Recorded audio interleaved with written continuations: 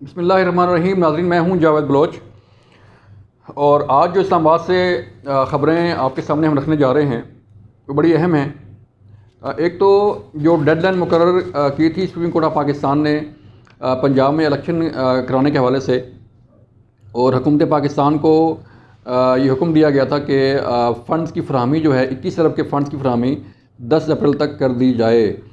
11 अप्रैल को election commission ने हुक्म के मुताबिक रिपोर्ट जमा करवाई थी सुप्रीम कोर्ट ऑफ पाकिस्तान में कि उन्हें फ़ंड्स फराहम नहीं किए गए, और आज फिर सुप्रीम कोर्ट ने एक्शन ले लिया है। ये क्या एक्शन है, इसके मतलब हम आपको आगाह करेंगे। और फिर इसके साथ साथ इमरान खान साहब ने बतौर वज़ीर आज़म अपने दौरे हुकूमत में सैलाब ज़दगान के लिए कोई फ़ंड्स जो है वो इकट्ठे किए थे। अरबों रुपए के फ़ंड से मैराथन जो है वो वहीं टेलीफोन पे लोगों को इनवाइट किया गया, उसमें लोगों ने फ़ंड जमा करवाए। फ़ंड जो है वो आए भी सही, लेकिन वो फ़ंड्स लगे कहाँ पे और किस तरफ गए, उसके मतलब कुछ चीज़ें सामने आ रही हैं। उसके मतलब हम आपको आगाह करेंगे और बताएंगे कि क्या होने जा रहा है और आगे चल के ये केस क्या रुख इख्तियार करेंगे। फिर आज़ाद कश्मीर के नाहल वज़ीर आज़म सरदार तनवीर इलियास ने आज अपील दायर की थी, लेकिन वो अपील जो है मुस्तरद हो गई और उनकी नाहली बरकरार है। अब आज़ाद कश्मीर में तहरीक इंसाफ की हुकूमत जो है वो ख़त्म हो चुकी है। इमरान खान साहब को पहले मशवरा दिया जा रहे थे ज़मान पार्क से कि आप आज़ाद कश्मीर चले जाएँ, वहाँ आपकी हुकूमत है। पहले उनकी पंजाब में भी हुकूमत थी, पहले उनकी केपी में भी हुकूमत थी। तो 25 मई के बाद जो जलाओ गिरा हुआ था, खान साहब इस्लामाबाद नहीं आए। पहले लाहौर में थे, कभी केपी में, तो पूरा एक शेल्टर था पंजाब और केपी के का, जो प्रोटोकॉल था जो खान साहब के साथ चलता था। फिर हमने देखा कि जब ये असम्बलियाँ तहलील हुई तो फिर जीबी पुलिस और आज़ाद कश्मीर पुलिस के स्क्वाड जो है, प्रोटोकॉल जो है वो खान साहब के साथ चलते थे। उन्हें तहफ़्फ़ुज़ भी मिलता था और बाकी सारी जो चीज़ें थी वो भी उनके साथ साथ चलती थीं। तो उस वक़्त खान साहब को ये कहा गया कि आप सरदार तनवीर इलियास जो है आपके वज़ीर आज़म हैं और आप वहाँ पर चले जाएँ, आप वहाँ पर महफूज होंगे।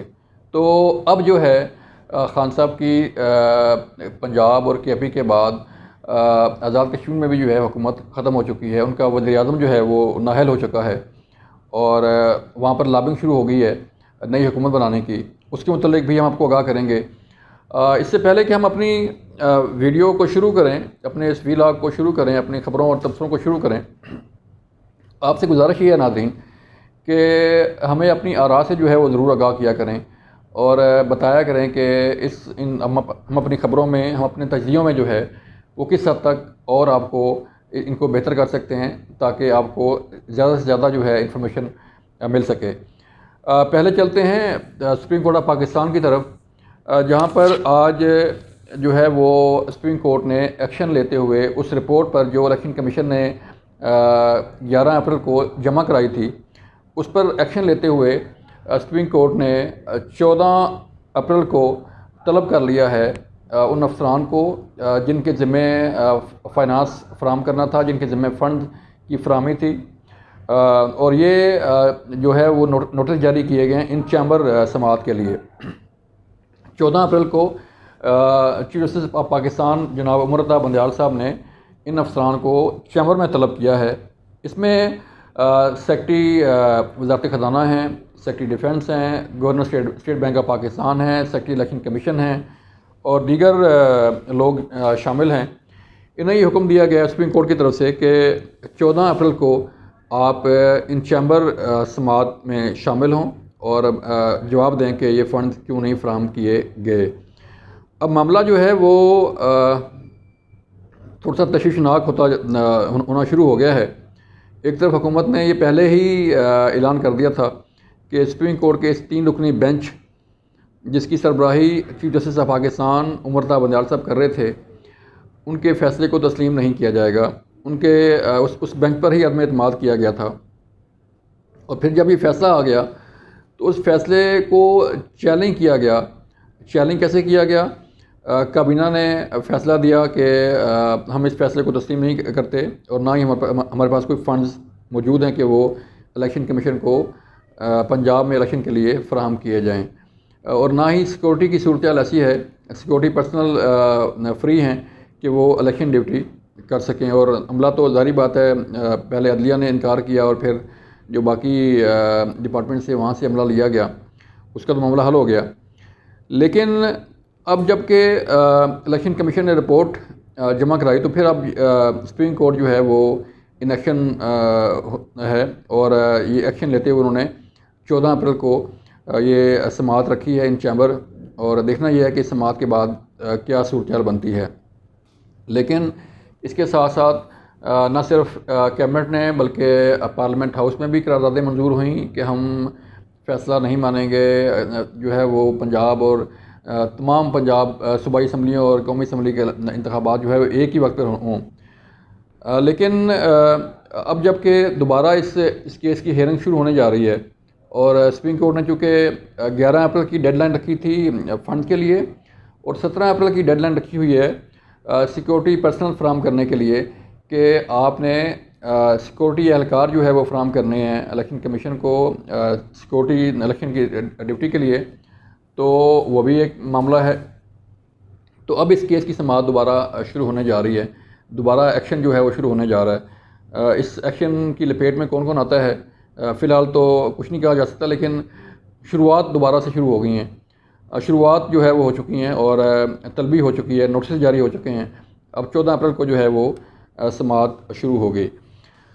हाँ, एक और मामला है नाज़रीन, वो ये है कि तहरीक इंसाफ के चेयरमैन इमरान खान साहब जो है वो जब वज़ीर आज़म थे तो सैलाब ज़दा इलाकों के लिए फ़ंड रेजिंग, जैसे वो शौकत खानम के लिए फ़ंड रेजिंग करते हैं या बाकी चीज़ों के लिए करते हैं, इसी तरह उन्होंने टेलीथॉन जो है वो 3 की थी, जिसमें टेलीफोन के ज़रिए जो है वो 15 बिलियन रुपए जो है उसके इकट्ठा करने का दावा किया गया था उन इलाकों के लिए, उन लोगों के लिए जो सैलाब से मुतासर थे और सैलाब ज़्यादा इलाकों में इन डोनेशंस को जो अतियात थे लोगों ने दिए, उन इलाकों में ये डोनेशन लगने थे। लेकिन ये रिपोर्ट्स आ रही हैं, ये मेरे पास एक रिपोर्ट है जिसमें ये कहा गया है कि पैसे आने का मुख्तलिफ NGOs के ज़रिए, मुख्तलिफ ओवरसीज़ पाकिस्तानी के ज़रिए, इंसाफ फाउंडेशन के ज़रिए पैसे आने की तो जो है वो सबूत हैं, मनी ट्रेल है, लेकिन ये पैसे लगाए कहाँ गए इसका कोई पता नहीं है। इसका कुछ पता नहीं कि ये पैसे जो है वो कहाँ कहाँ लगाए गए, किस इलाके में लगाए गए, वहाँ पर क्या तरक्याती काम हुए, रोड नेटवर्क पे काम हुआ, जो सैलाब ज़दा इलाकों में जो लोगों के घर तबाह हो गए थे उन पर खर्च किए गए, इसका कोई रिकॉर्ड नहीं है। तो लग ये रहा है कि एक और केस तैयार हो रहा है और आइंदा चंद दिनों में ये केस ऑन रिकॉर्ड आ जाएगा। हमारे सोर्सेज ने कुछ चीज़ें जो है वो हमें मिली थी, हमने वो आपके पास सामने रख दी हैं। इसके बाद क्या होता है आगे चल के हम आपको बताएंगे। फिर एक और केस जो है बड़ा अहम है कि गुज़श्ता रोज़ सरदार तनवीर इलियास को नाअहल करार दिया गया वज़ारत उज़्मा के ओहदे से। आज़ाद कश्मीर के वज़ीर आज़म थे और तौहीन अदालत में उन्हें फ़ारग कर दिया गया। आज उनकी अपील भी थी, लेकिन जो है अपील एक्सेप्ट नहीं हुई और वो भी मुस्तरद कर दी गई। आज़ाद कश्मीर के कायम मकाम वज़ीर आज़म ने अपने ओहदे का चार्ज संभाल लिया है और रियासत आज़ाद जम्मू कश्मीर जो है उसके मामलात को चलाने के लिए उन्होंने अपना काम शुरू कर दिया है। लेकिन इसके साथ साथ जो PDM जमातें हैं, पीपल्स पार्टी है, नून लीग है, बाकी जमातें उसमें शामिल हैं, तो उसमें उन्होंने लॉबिंग शुरू कर दी है। उन्होंने अपनी मीटिंग जो है वो शुरू कर दी हैं। 26-27 अरकान चाहिए उनको अपना वज़ीर-ए-आज़म लाने के लिए, तो 20 के करीब उनके पास लोग मौजूद हैं, पीपल्स पार्टी के पास, नून लीग के पास और बाकी उनके जो अलाइज़ हैं वो मिला के तकरीबन 20 से 21 लोग जो हैं वो उनके पास मौजूद हैं। तो तकरीबन 6-7 लोगों का फ़र्क है और ये 6-7 लोगों का फ़र्क जो है वो पूरा करना कोई इतनी बड़ी मुश्किल बात नहीं है हुकूमत वक्त के लिए। क्योंकि आज़ाद कश्मीर की हुकूमत जो है वो उसको फ़ंड की फराहमी, उसको उनके हर तरह की जो सहूलियात हैं वो इस्लामाबाद फराहम करता है और वफाकी हुकूमत जो है फराहम करती है। तो वफाकी हुकूमत के लिए ये इतना बड़ा मसला नहीं है कि लोग जो है वो उनके साथ ना मिलें, क्योंकि तहरीक इंसाफ पहले ही अपोजिशन में है और वाहिद हुकूमत थी आज़ाद कश्मीर की जो सरदार तनवीर इलियास की अपनी नाअहली की वजह से और अपने ही तकब्बुर की वजह से वो तहरीक इंसाफ खो चुकी है, उनका वज़ीर-ए-आज़म फ़ारग हो चुका है और अब पीपल पार्टी और नून लीग के लिए बड़ा मैदान साफ़ है कि वो अपना वज़ीर-ए-आज़म लाएँ और अपनी हुकूमत वहाँ पर कायम करें। क्योंकि पहले तहरीक इंसाफ के क़य्यूम नियाज़ी को वज़ीर-ए-आज़म बनाया गया था, फिर सरदार तनवीर इलियास ने उनका तख्ता उल्टा और वो ख़ुद वज़ीर-ए-आज़म बने और अब उनका जो है मामला ख़त्म हो गया है और वो ख़ुद फ़ारग हो चुके हैं। अब बारी है पीपल पार्टी की और नून लीग के उम्मीदवारों की। तो देखना ये है कि ये इलेक्शन जो है वो कब इसका आगाज़ होता है और कौन वज़ीर-ए-आज़म बनता है आज़ाद कश्मीर का। मुख्तलिफ़ नामों पर गौर किया जा रहा है। आइंदा चंद दिनों में ये वाज़ेह हो जाएगा कि कौन सी जमात मोस्ट प्रॉबली जो है पीपल पार्टी अपना वज़ीर-ए-आज़म लेके आएगी और ये इसका फ़ैसला भी आइंदा 2-3 रोज़ में हो जाएगा। तो उसके मतलब भी हम आपको आगाह करते रहेंगे। लेकिन ये तय हो गया है कि तहरीक इंसाफ की हुकूमत जो है दोबारा शायद नहीं बल्कि यकीनन जो है वो आज़ाद कश्मीर में नहीं बन सकेगी। अब सिर्फ एक GB की हुकूमत जो है वो तहरीक इंसाफ के पास रह गई है। उसका क्या बनता है, उसका मुस्तक़बिल क्या है, वो भी आइंदा चंद रोज़ में बताया जा रहा है कि उसका भी फ़ैसला हो जाएगा।